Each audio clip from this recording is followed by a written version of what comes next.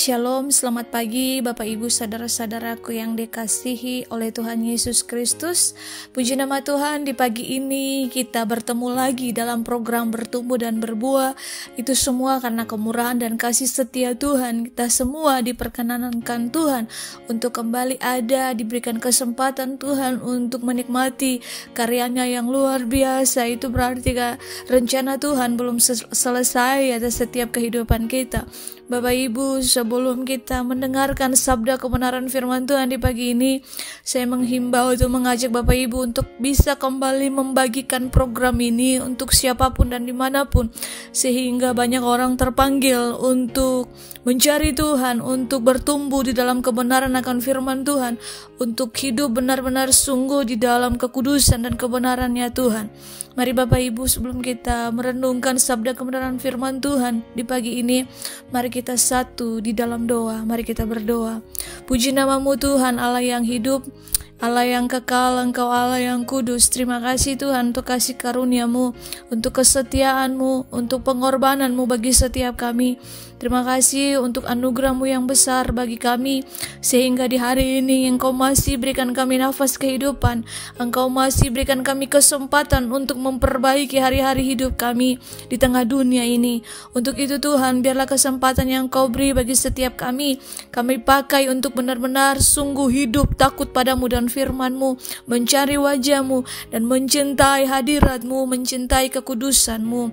Kami percaya Tuhan, ketika setiap hari benih firman-Mu yang ditaburkan ini Tuhan, ia tidak berlalu dengan sia-sia, tetapi menjadi rema yang kuat. Berbicaralah bagi setiap kami Tuhan, tahirkanlah hati kami, sehingga benih firman-Mu ini Tuhan memakan tempat dalam hati kami, sehingga bukan hanya kami menjadi pendengar saja, tapi kami dimampukan oleh Roh-Mu yang kudus untuk melakukan apa yang menjadi kehendak-Mu bagi setiap kami. Ini kami Tuhan, ini doa kami, ke dalam tangan-Mu Bapa kami serahkan seluruh hidup kami, dan kami siap untuk mendengar sabda kebenaran firman-Mu. Terpujilah nama-Mu Tuhan. Haleluya, haleluya, amin.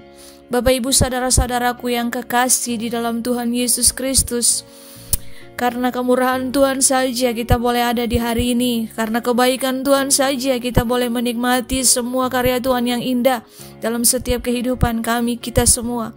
Bapak Ibu saudara-saudara kekasih, pagi ini tema yang mau saya bagikan buat Bapak Ibu semua, biarlah dapat memberkati, menguatkan dan memerdekakan kita semua, dengan tema mengikuti tuntunan Roh Kudus. Firman Tuhan terdapat dalam Galatia 5 ayatnya yang ke-25. Di situ firman Tuhan mengatakan, jikalau kita hidup oleh Roh, baiklah hidup kita juga dipimpin oleh Roh. Tuhan sangat merindukan kehidupan kita dipenuhi oleh Roh-Nya, yang berarti supaya gaya hidup kerajaan Allah ada pada kita, sehingga kita bisa melakukan kehendak-Nya. Karena tanpa dipenuhi oleh Roh-Nya, Roh Allah, maka kita akan dikuasai oleh keinginan daging, dan keinginan daging adalah maut. Bapak Ibu, bagaimana kita dapat peka terhadap bimbingan atau tuntunan Roh Kudus? Sebelum Yesus naik ke surga, Ia memberitahukan para murid-Nya bahwa Ia akan mengutus sosok yang akan mengajar dan membimbing mereka yang percaya kepadanya. Itu dalam Kisah Para Rasul 1 ayat yang ke-5 dan Yohanes 14 ayat yang ke-26. Janji Yesus tergenapi dalam 2 minggu kemudian ketika Roh Kudus turun dengan dahsyat di atas para orang percaya pada hari Pentakosta. Pada saat itu, ketika seorang percaya dalam Kristus, Roh Kudus menjadi bagian permanen dari kehidupannya. Roh Kudus juga memenuhi peran sebagai penolong dan penghibur, dengan mengarahkan kita pada jalan yang benar dan mengungkapkan kebenaran Allah. Namun bagaimana cara menyadari bimbingan Roh Kudus, Bapak Ibu? Bagaimana kita menyadari bahwa kita dibimbing, dituntun oleh Roh Kudus? Dan bagaimana kita dapat membedakan antara pikiran pribadi kita dengan bimbingan Tuhan? Toh Roh Kudus kan tidak bisa bersuara ketika berbicara dan sebaliknya. Ia tidak membimbing kita melalui apa? Hati nurani. Dalam Roma 9 ayat 1, di situ firman Tuhan mengatakan, aku mengatakan kebenaran dalam Kristus, aku tidak berdusta, suara hatiku turut bersaksi dalam Roh Kudus, dan cara-cara lain yang halus. Salah satu cara terpenting dalam menyadari bimbingan Roh Kudus adalah apa, Bapak Ibu? Membiasakan diri dengan firman Allah. Alkitab, firman Allah adalah sumber hikmat teragung yang mengajarkan cara hidup yang benar. Dan orang percaya hendaknya mempelajari firman dan merenungkannya dan menghafalkannya. Firman Tuhan adalah pedang roh, dan roh akan menggunakannya dalam berkomunikasi dengan kita untuk mengungkapkan kehendak Allah bagi kehidupan kita. Ia juga mengingatkan ayat-ayat tertentu pada waktu kita membutuhkannya. Pengetahuan akan firman Allah dapat membantu kita membedakan sumber keinginan kita, apakah dari Roh Kudus atau dari keinginan pribadi kita. Kita harus menguji kecenderungan kita dengan membandingkan dengan Alkitab. Roh Kudus tidak akan pernah mendukung kita melawan firman Allah. Cara lain membedakan bimbingan Roh Kudus adalah apa? Mengamati pertanda buah-buah roh di dalam kehidupan kita dalam Galatia 5 ayat ke-22. Tetapi buah roh ialah apa? Kasih, sukacita, damai sejahtera, kesabaran, kemurahan, kebaikan, kesetiaan, kelemah lembutan, dan penguasaan diri. Jika kita sedang berjalan dalam roh, kita akan terus mengamati adanya perkembangan dan pendewasaan sifat-sifat buah roh dalam kehidupan kita. Dan sifat tersebut akan semakin nyata pada orang lain juga. Lewat kehidupan kita adalah penting untuk apa? Kita mengingat bahwa kita mempunyai pilihan untuk menerima atau menolak bimbingan Roh Kudus. Ketika kita mengetahui kehendak Allah tetapi tidak menaatinya, maka kita sedang menentang karya Roh Kudus dalam kehidupan kita, Bapak Ibu. Dan keinginan untuk hidup menurut kehendak pribadi kita itu mendukakan hati Tuhan. Roh Kudus tidak akan pernah mengarahkan kita ke dalam dosa. Dosa yang telah menjadi kebiasaan menyebabkan kita gagal menangkap pengarahan Roh Kudus melalui firman. Kita dimampukan supaya kita peka menyadari dan menaati bimbingan Roh Kudus. Ketika kita menyelaraskan diri kita dengan kehendak Allah, berpaling dari dosa, mengakui dosa. Mari kita lihat Bapak Ibu, ada 4 hal yang penting yang harus kita lakukan untuk hidup dengan pimpinan Roh Kudus. Yang pertama apa Bapak Ibu? Yang pertama ini keintiman. Roma 8 ayat 14-15. Di situ firman Tuhan mendidik kita apa? Ketika kita dipenuhi rohnya, maka sepenuhnya roh kita dikuasai olehnya. Dan roh kita berseru, ya Aba, ya Bapa. Ini adalah anugerah yang indah dari Tuhan, di mana apa? Kita dapat berdialog dengan Tuhan, masuk dalam keintiman dengan Bapa di surga. Yang kedua apa? Kita hidup dalam kekudusan. Mazmur 24 ayat 3-4. Bagi orang yang dipenuhi roh Tuhan, tidak ada istirahat untuk hidup dalam kekudusan, Bapak Ibu. Baginya kekudusan menjadi gaya hidup yang selalu dijaga dan diterapkan.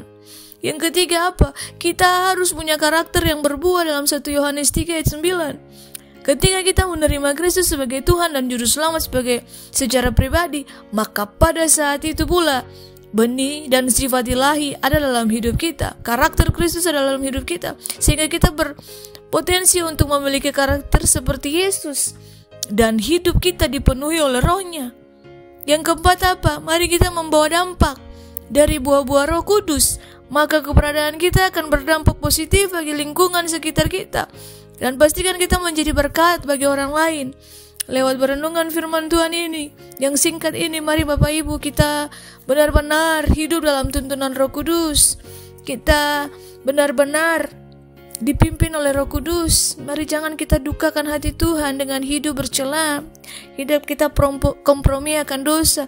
Tapi mari kita punya gaya hidup seperti Kristus, karakter Kristus. Melalui apa? Ini kita bergaul karib dengan Tuhan, dengan tuntunan Roh Kudus, sehingga kita punya keintiman, kita hidup dalam kekudusan, dan karakter kita berbuah, sehingga apa? Hidup kita berdampak, Bapak Ibu. Semoga firman ini memberkati setiap kita, menguatkan, mendidik kita, mendewasakan kita, dan memerdekakan setiap kita. Dan Bapak Ibu, semakin hari kita bertumbuh, berakar, berbuah dalam pengenalan yang benar akan Tuhan, sehingga hidup kita bukan hanya untuk kepentingan kita saja, tapi berdampak bagi orang lain, dapat menjadi berkat bagi orang lain, dan orang melihat Kristus hidup dalam kehidupan kita. Biarlah firman ini memberkati kita semua Bapak Ibu, dan Mari kita bersaat teduh untuk menaikkan ungkapan syukur kita untuk kebenaran firman Tuhan di pagi ini. Mari kita satu di dalam doa. Allah yang hidup, Bapa kekal kudus mulia, terima kasih Tuhan untuk benih firman-Mu yang ditaburkan di pagi ini.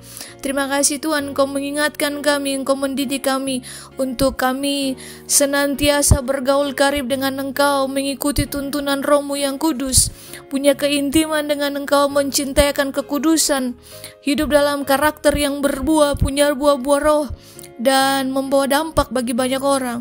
Terima kasih Bapa Allah yang hidup, kami percaya Tuhan, Engkau Allah Immanuel tidak akan pernah meninggalkan setiap umat-Mu yang berseru dan mencari wajah-Mu, yang mau bertumbuh, berbuah dan berdampak untuk kemuliaan nama-Mu.